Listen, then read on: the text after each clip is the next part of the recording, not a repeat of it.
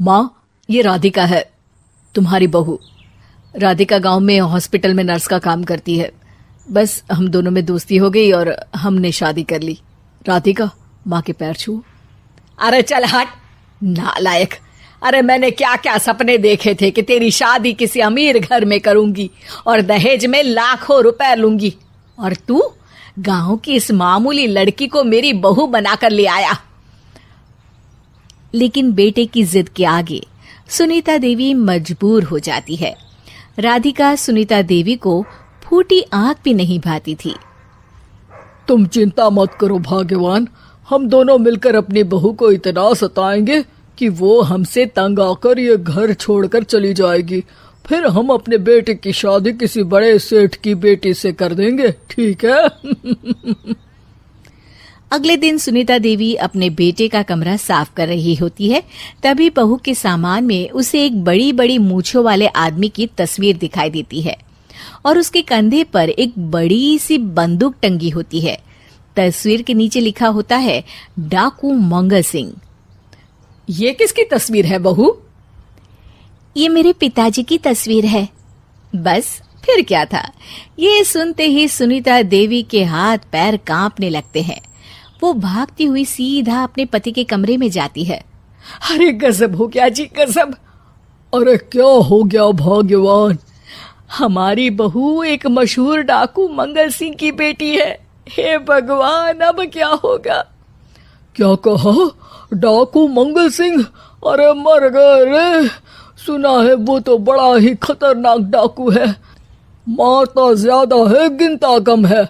लोग तो लोग, पुलिस वाले भी उसके नाम से कांपते हैं। अरे सुना है वो तो हर हफ्ते 2-4 लोगों का ऊपर का टिकट कटवा ही देता है। हे भगवान, अब हम क्या करेंगे? ये हमारे नालायक बेटे ने कैसी मुसीबत हमारे गले बांध दी। हाँ वो तो है, अगर हमने बहू को जरा भी तकलीफ दी तो उसका बाप मंगल सिंह हमें गोली से उड़ा देगा। अब जो मैं कहता हूँ उसे ध्यान से सुनो। तुम बहू से बिल्कुल घर के काम मत करवाना, और ध्यान रहे उसे किसी प्रकार की तकलीफ नहीं होनी चाहिए, समझ गई ना? और ऐसा ही होता है। अगले दिन सुनीता देवी रसोई में खाना बना रही होती है कि तभी, ये क्या माँ जी, मेरे रहते आप खाना बना रही हैं? चलिए हटिए, मैं खाना बना देती हूँ। अरे नहीं नहीं बहू, तू यहाँ क्यों आ गई? जा, तू अपने कमरे में जाकर आराम कर, मैं खाना बना लूंगी। सुनीता देवी जिद करके राधिका को भेज देती है। फिर एक दिन, अरे फर्श पर कितनी धूल जमी है, माँ जी देखेंगी तो नाराज हो जाएंगी, मैं अभी यहाँ पोछा लगा देती हूँ। राधिका जैसे ही पोछा लगाने लगती है कि तभी उसके ससुर की नजर उस पर पड़ती है। बंसीलाल भागता हुआ वहां आता है। अरे नहीं नहीं बहू, तुम ये क्या गजब कर रही हो? बहू तो बेटी समान होती है और हम ना अपनी बेटियों से काम नहीं करवाते।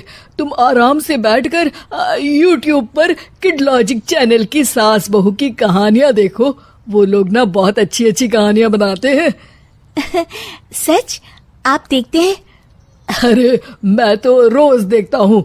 शहर की बहू तो मेरी फेवरेट कहानी है। हाँ, ये कहकर बंसीलाल पोछा लगाने लगता है। इस तरह राधिका के सास ससुर सारा दिन उसकी खुशामद में लगे रहते हैं और उसे किसी महारानी की तरह रखते थे। कैसा लगा बहू? पिज्जा टेस्टी तो है ना? अच्छा, मीठे में क्या खाओगी बोलो तो? माँ जी, मुझे तो काजू कतली बहुत पसंद है और उसके बाद 1 गिलास लस्सी मिल जाए तो मजा आ जाएगा। ये सुनते ही सुनीता देवी अपने पति को कोहनी मारते हुए कहती है, अरे सुना नहीं बहू क्या मांग रही है? जल्दी से भागकर बाजार जाइए और सब खरीद कर ले आइए। हाँ हाँ भाग्यवान, अभी जाता हूँ। राधिका की तो 5 उंगलियां घी में थी।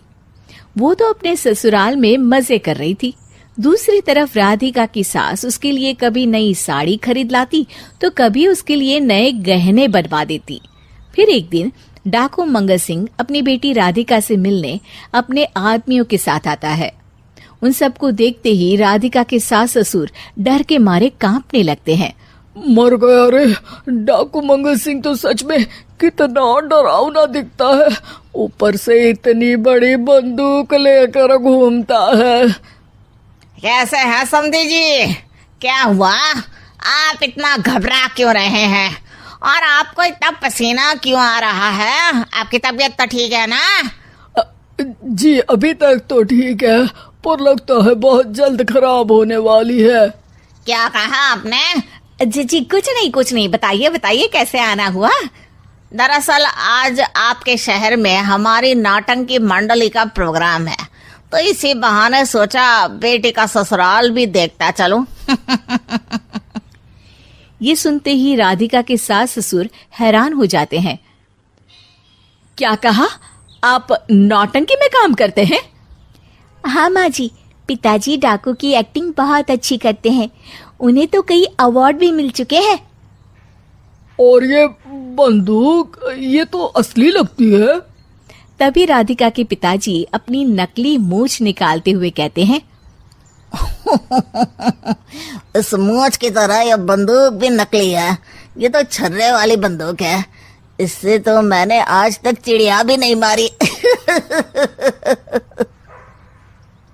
और खोदा पहाड़ निकला चूहा, इसका बाप तो मामूली नौटंकी वाला निकला, और हम इससे डर कर बहू की नौकरों की तरह सेवा कर रहे थे।